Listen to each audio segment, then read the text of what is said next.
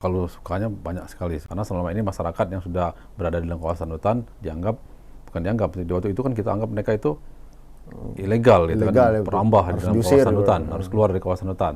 Nah, tapi kan paradigmanya berubah, negara hadir bagi masyarakat yang sudah terlanjur berada di dalam kawasan hutan, mungkin juga kebutuhan lahan bagi masyarakat bertambah, jumlah penduduk bertambah, butuh lahan juga, lahan tidak bertambah kan, akhirnya masyarakat pemerintah membuka ruang bagi masyarakat untuk bisa mengelola kawasan hutan, tetapi dengan aturan-aturan yang ada di seperti itu. Oke.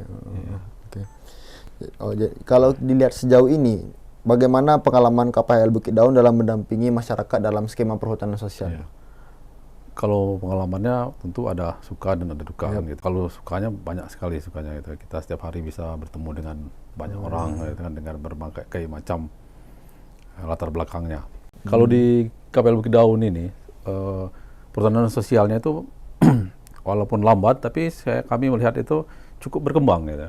Cukup berkembang kan, karena apalagi sekarang ini kan rata-rata kami di KPHL Bukit Daun ini ada hampir 100 izin di 5 kabupaten, itu kan Bengkulu Utara, Bengkulu Tengah, Rejang Lebong, dan Kepahyang. Jadi walaupun terkesan lambat, tapi menggeliat pembangunan perhutanan sosial itu. Jadi kalau kita berbicara soal tantangan terbesar di lapangan, itu yang susah itu dari sisi hukum, birokrasi, kapasitas masyarakat. Tapi dengan anggaran yang sangat minim, gitu. Itu kadang-kadang bisa menjadi duka. Tapi kita juga tidak menjadikan itu harus berhenti karena tidak ada anggaran, tapi kita bersyukur kami ini banyak dukungan dari NGO juga banyak, dari BUMN, dari pemegang izin di dalam kawasan hutan itu banyak mendukung kegiatan-kegiatan kami. Dan kalau tantangannya pengelolaan perhutanan sosial ini pada saat ini yang paling berat itu adalah masuknya perambahan perkebunan sawit di dalam kawasan perhutanan sosial itu ya.